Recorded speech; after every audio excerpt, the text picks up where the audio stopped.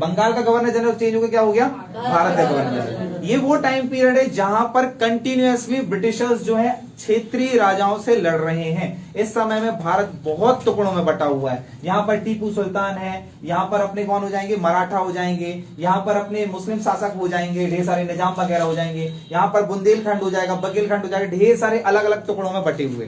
तो इसी फूट डालो शासन करो की नीति का उन्होंने उपयोग करके इन लोग को आपस में लड़ाकर जीतना चालू कर दिया।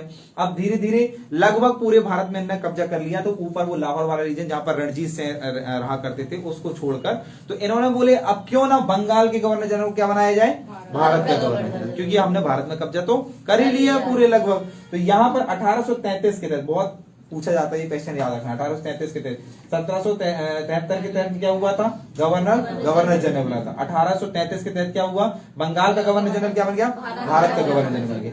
अब इसी के तहत दास प्रथा समाप्त हुई थी।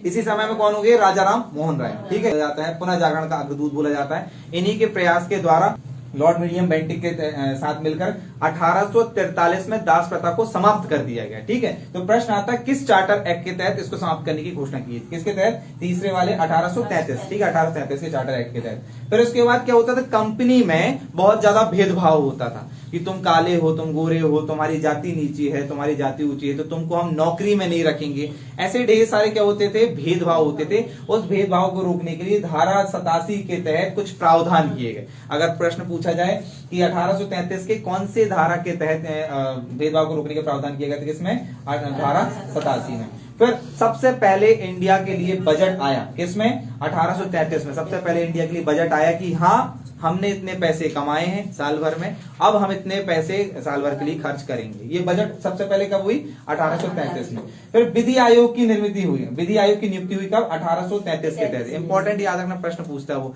1833 के चार्टर एक्ट के तहत क्या हुई थी, विधि आयोग की नियुक्ति हुई थी। इसके बाद आता अपना 1853 का चार्टर एक्ट।